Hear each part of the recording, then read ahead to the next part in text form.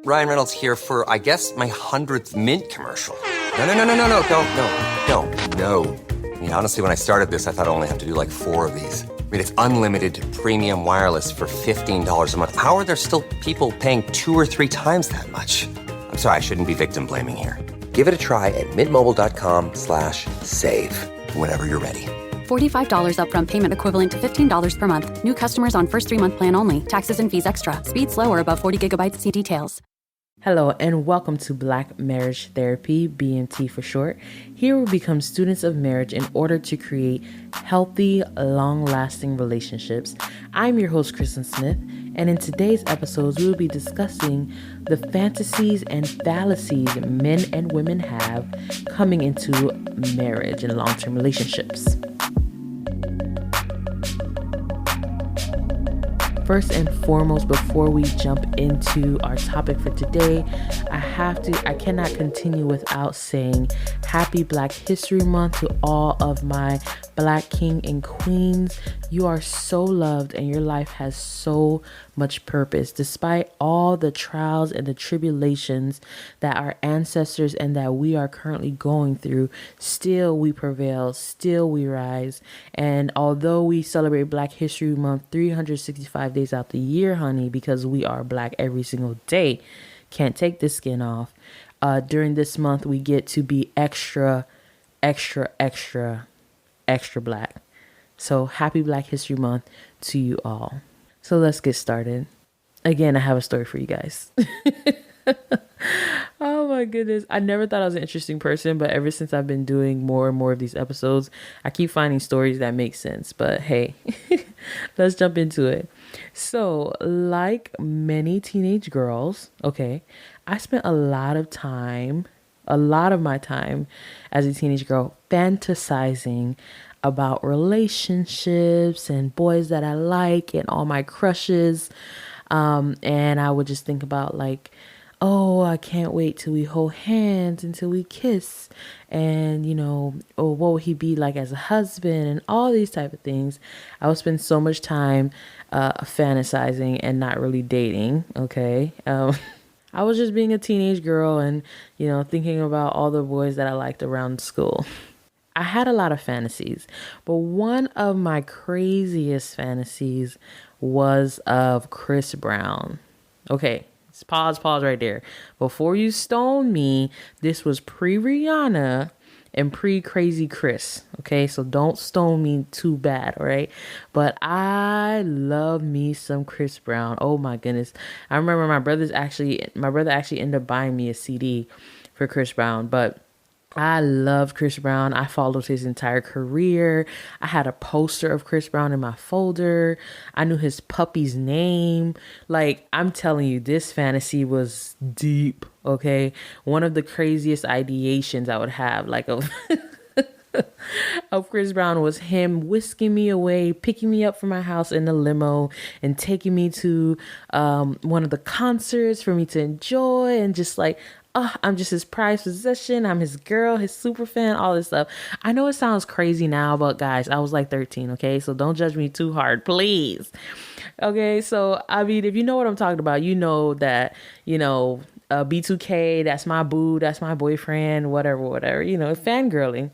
And for me, that was Chris Brown. And so I spent a lot of time fantasizing about Chris Brown being my boyfriend. And I remember the day that fantasy bubble popped. Okay. I was in web design class with my teacher, Miss Carmody, and my class. And in recent news, it had come out that Chris Brown had abused Rihanna. And there was a girl in my class, a hater. I don't remember her, but she was a hater. Obviously, at that time, I thought she was a hater, who said Chris Brown is an abuser and he hit Rihanna and stuff like that. So, of course, I thought to myself, oh my gosh, I have to defend my man. I was not a talkative person in class. I usually stayed to myself. But at that moment, I was fueled by passion and romance and love. I had to defend my man. So I stood up and I said to her face, Rihanna probably deserved it. What are you talking about? Don't talk about my man. All that fun stuff, right? Okay, well, I ended up looking like a duck. I put a big old foot in my mouth because the teacher, Miss Cromartie, heard me and she called me over and she said to me, Chrislyn, don't ever say to yourself that a woman deserves to get beat on. There is never a reason why a woman should be beat on. And I was just like taken aback because one, I was goody two shoes as a student, and I'm not, I wasn't used to being called out on and like, reprimanded and things like that. And I just remember thinking to myself, dang, maybe I said something bad if the teacher felt like she had to pull me to the side. And lo and behold, from some other students, I think they end up telling me that that teacher had actually been in a abusive relationship before. And she was kind of speaking from experience and trying to teach a young woman myself, there is never a reason why a man should be putting his hands on a woman and trying to steer me away from that thought ever being okay. So I share this story because I feel like it goes hand in hand with what we're talking about.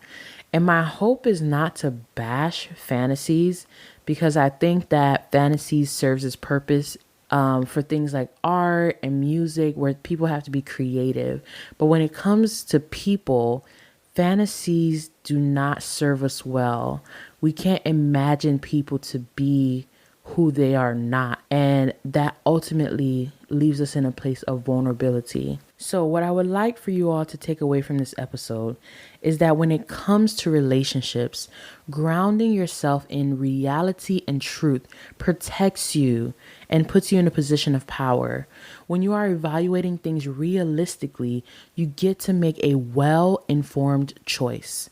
Living in a fantasy leaves you vulnerable. It's like walking around with the wrong prescription glasses on.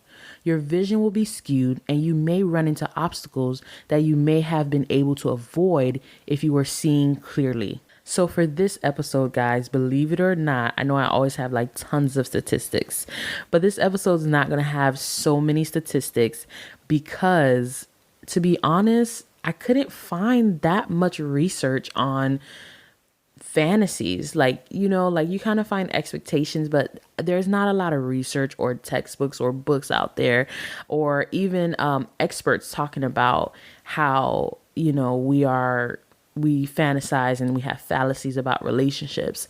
So a lot of what I'm going to be talking about is very experiential. It's based off my own experience in my relationship, my experience with friends and family and things like that, with no names, of course. But it is going to be very experiential. So I hope it's entertaining to you, but take it with a grain of salt. I'm going to be talking about a lot of generalizations. Not everyone is this way. Not every man will be this way. Not every woman will be this way. However, I still think that this information can be beneficial to you if you are interested in this topic. So to start, of course, we have to bring context. First things first, what is a fantasy or a fallacy, and why is it dangerous to our relationships? So let's just start off with the regular definition. The definition of a fantasy is the power or process of creating especially unrealistic or improbable mental images in response to psychological need. That's a fantasy. A fallacy, on the other hand, is a deceptive, misleading, or false notion or belief, etc. It's also like a misleading or unsound argument. So an example of that is that the world is flat. So that was one time a popular fantasy. I know in the recent years it has come back up and people debate it. But as of now, because it hasn't been proven, it's still a fallacy that the world is flat. So that's just an example of a fallacy. So where do these things come from? I think that fantasies and fallacies can come from can be fed to you by society or a dominant group in your life. Like if you were raised in church or based off your culture, if you're Hispanic or a Caribbean culture, those certain things can bring certain fallacies to your life. But it also may just come from your own mind, your own experiences. For me personally, I was a teenager who could not stop thinking about relationships and just thinking about what relationships I thought would be and all these different things. So that idea of Chris Brown that I had in my head was just, it came straight from my head. Like, nobody really fed that to me. Whether the fantasy or the fallacy came from your own mind or from society at large or a dominant group that you're a part of, it's dangerous to relationships. And the reason why it's dangerous is because, like I mentioned before, fantasies can't be applied to people. We cannot imagine people to be different than who they are. People are who they are. Now, they grow and change and have variations, of course.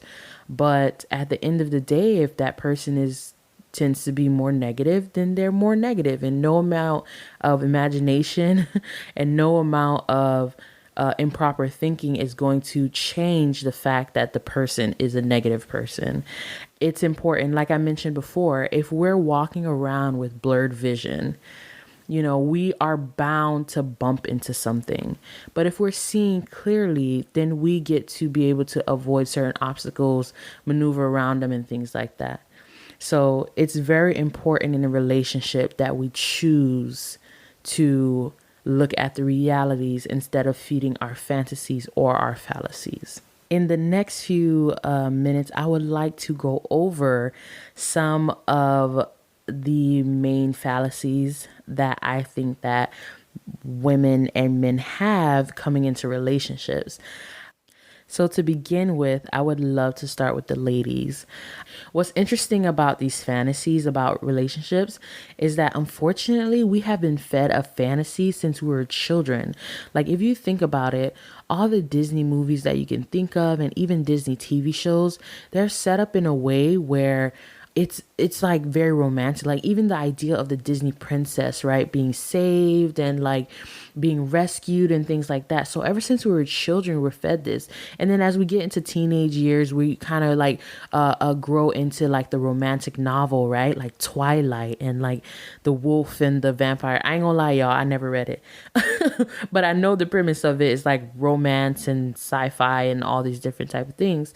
And then we get a little bit older, right? And then we have the rom-coms where the whole trope is, oh my goodness, it's kind of ridiculous. Like boy meets girl, right? They bump into each other at coffee and then romance ensues. Like they have this montage where they go eat ice cream. They fall in love or something. And then reality hits. They call it off. They're like, oh, we're not made for each other. And then somebody has a big epiphany like, oh my gosh, this montage helped me understand that I love this person. I can't live without this person. And then there's some big gesture where this person comes and is like, oh, they run through the rain or they run through the airport and they catch you just in time to give you this big grand kiss. It's so silly when I'm saying it. And it's happily ever after. And this is so crazy because first of all, we never know what happens after happily ever after. So we don't really know what happens to the relationship. But this whole premise of rom-coms and romantic novels and Disney princesses and everything are constantly feeding us an idea about love and romance. And I think that we walk around with that idea that kind of like love happens to us, right? And I think it puts us in a position of passivity sometime as women instead of being active in our love relationships. We're waiting for a man to find us. We're waiting for a man to, read our mind and know what we're thinking and all these different type of things, just being in a position of waiting. Now, I know in the recent decade or so that this is kind of changing, good and bad. I think that's another topic for another time. But so I say that all to show and depict that, we were kind of raised in this in this Western idea of relationships and love, and it has created some fallacies for us, unfortunately. One of the fallacies that I want to address in this episode is the fallacy that he will change for me. Okay, there is a trope for women that we are fed that our love, our sacrifice, and our support will push a man to change. This is huge because women take it personally when a man doesn't respond to the love and the effort and the support that you're pouring into them the way you think they should respond, right? You should think that you're loved and that they love you enough in order to change. But unfortunately, it's just not true. Men simply do not change for women, they change for themselves, which I think is true for every individual. There are so many stories of men that have the best of the best, right? The cream of the crop when it comes to women. And yet they've been cheated on. Like, this is a recent story with Janet Jackson and Jermaine Dupri that everybody is like, oh my gosh, Jermaine Dupri cheated on Janet Jackson. She's Janet Jackson. How could he? Like, he's not going to cheat on her because she's Janet Jackson. He's going to not cheat on her because he has integrity. Her being Janet Jackson is not going to change the fact of whether or not he's a cheater or not. And we see this with other couples. We saw this with Beyonce and Jay-Z. Everyone was so shocked. How could you cheat on Beyonce? She's Beyonce. She is gorgeous and sweet and kind and all these different type of things. You as a person is not enough to make a person change. They have to want it for themselves. As women, we sometimes think that the effort we put into the relationship is going to make the person see our worth and our value. And that's what puts us in that vulnerable position. Another one that I have is he will just know. I think this is a fallacy that keeps women silent. I have found through conversations with many women that sometimes the issue is simply communication. The issue is simply just saying it. I feel like we've been fed this idea that men are just going to know, that men can put the pieces together, that men are just going to be able to like read our minds in some sense. This causes different pitfalls in different areas. Sometimes it's sex, sometimes it's finances, sometimes it's emotional support or things like that, where we're just not speaking up and being clear and direct. And it leaves us silent because men are supposed to know. Like, I don't even know where this came from. Like, I'm really trying to sit here and think like, where did people get this from? This idea that men are just supposed to know. I'll tell you right here. I'll burst the bubble right now. They don't. Forget about it. Throw it away. They don't know. You have to say it. Sometimes we feel like when we have to say it, we're betraying ourselves. Like, no, like he should know, and I shouldn't have to repeat myself, and I shouldn't have to say this thing to him, and he should be attentive enough, and yada yada yada. And the reality is, most of the time men just don't operate that way. Sometimes it's not even intentional that they're trying to miss it, but they just don't operate that way. For women, the devil is in the details, right? Every little thing that we say, every gesture and every move that we do tells a story, is telling you what you need to know. Men cannot read the details, okay? And these are generalizations, so don't stone me. But I'm just saying, most of the time, men they're not reading the details. If you're not direct and linear with them, they're gonna miss it. But again, the fantasy leaves you in a vulnerable position. It allows you to get hurt. It allows you to get disappointed, because you're trying to hold up this idea that, oh, he'll just know. And then you just kind of wait and you sit and you don't say anything and you get hurt.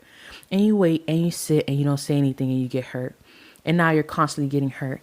Instead, you could be in the position of power and understand that that's a fallacy. I should let it go that a man has to know, or he'll just know. And I'll just live in the reality that maybe he doesn't. And that way I can make a choice and I can say, from now on, I'm just going to speak directly with him. And I know it seems boring. Sometimes it seems boring, right? We want the spice. We want our man to be able to just follow our whim and be able to read us. And they can't. Okay? They can't. So you're going to have direct conversations where it's like, this is what I like with sex. And this is what I don't like about sex. This is how I feel pleasure. This is how you can show me that you love me. This is how you can show me that you care about me. And most dudes, especially good dudes, if you're not in a toxic relationships, most dudes will respond to that and they'll give you what you need. So try not to be offended or hurt that you have to speak direct. Okay, so now we're gonna move over to the men. Before y'all turn off the podcast, men, I know this is not a man behind the mic, okay? But I do have male friends, I have brothers, I have a husband, and these people were polled at one point in time, or it was a conversation that came up. And this is where I'm getting my list of fallacies. So I'm just speaking from that perspective. Don't just clock me out. Matter of fact, have a conversation with me if you feel like I'm wrong. So here's some fallacies that men may have. Number one, she won't change at all or that much, depending on the dude. Some dudes, I feel like, understand that my wife is going to change, but they say, oh, not that much. Some dudes think they're not going to change. The wife is not going to change at all. And that's a huge, major fallacy. That is a stumbling block in your relationship. First of all, it's a human fallacy. Okay. No human stays the same. We are forever evolving, forever changing. All right. So that's the first thing. But women, we change month to month. Like, that should be a indicator for you. We are cyclical beings. We are continuously changing. And there's so many different things that happen in a person's life, a woman's life, physically, spiritually, emotionally, that grows that person. I think mainly when men think of this fallacy, they probably think physically first, which is like how she look and how she dress and how she act is how she's going to look, how she's going to dress, and how she's going to act forever and ever and ever and ever while we're married. And that's just not the truth. Sometimes your wife, there's going to be a year or two where she's in sweats, right? Because it's the season for sweats, because whatever's going on in her life at that time calls for sweats. Okay. And that's how she can function. And sweats and no makeup or something. And there might be a time in your life where if you guys have children, that's a drastic change. That is emotional. It is physical. It is mental on some levels. And you have to expect her to change. You have to be open to her for her to change. For men, if you are closed off, if you are still holding on to this fallacy, you are going to be, you're going to have a rude awakening, and you're going to try to fight it. And you're not going to be able to. You might even try to complain and say, you used to be like this. You used to do this, and hold that over their head. And that's not fair. The reality of it is that your wife will change. She will change physically. She will change emotionally. She will change mentally, because she's a human being. Another fallacy that I have for men is about sex. A lot of men come into relationships thinking that sex will always be frequent, fun, or spontaneous. This is a fallacy in the fact that, here's the reality. Sex is like a roller coaster. It has its ups and it has its downs. And the reality of a long-term relationship, a long-term committed relationship, is that sex will have its ups and downs. Sometimes there's very busy seasons in your life where it's not spontaneous. It's not always fun. It has to be scheduled. Sometimes, it's fun and hype and things like that. The truth is that sex is important in relationships. It is very important, but it's just a percentage of a relationship. There's so many other things that you have to put effort into and work into to make this relationship whole and healthy and long lasting than just sex. I know men to be very physical. But if you come into a relationship thinking that sex will always be one way, you're not being flexible, you're not opening up yourself to the reality that, hey, sometimes it's going to be dry. And I don't mean physically dry. I mean like dry, like basic. Sometimes it's going to be scheduled. And sometimes it's not going to be as frequent as you want. And sometimes the realities of life hit you where maybe somebody has a sickness, or somebody had a woman had a baby, or maybe she's just in her bag and she's super, super busy. What are you going to do then? If you walk into the situation with the reality, understanding that it's susceptible to change, then you have more power to be able to deal with the change than be surprised that it changed. This happened to my husband and I for our first child. It hit us like a freight train. We weren't expecting it whatsoever. Because I got pregnant and, at the first trimester was okay. I was tired, whatever. But second, third trimester, man, I was feeling repelled by, like I didn't want him to touch me. I didn't want to look at him. Like, I didn't want to have sex. And, I'm just hormonal. There's just so many things going on. But we weren't expecting it. And it really put a damper on our relationship. The frequency change and the spontaneity change and all these different things change. And that really put a damper on our relationship. And so that first baby just really kind of like woke us up to like, oh, wow, okay, it's not always going to be what we think it's going to be. Sometimes it's going to be dictated by other things.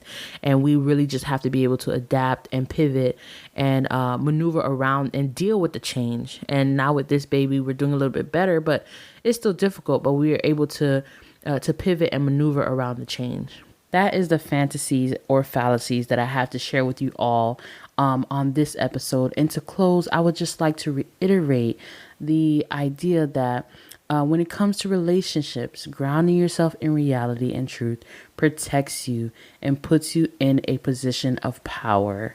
Moving into relationships, we want to be able to see clearly so that we can make well-informed decisions and choices about our relationship. This will help us be empowered in our relationship, take an active role in our relationship, and making it healthy and long lasting.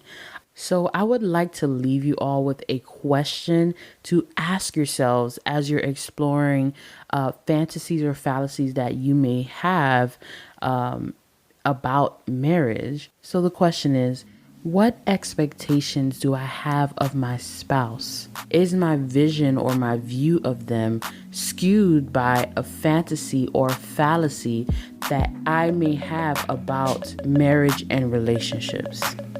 Thank you all for joining me on this episode of Black Marriage Therapy, BMT for short.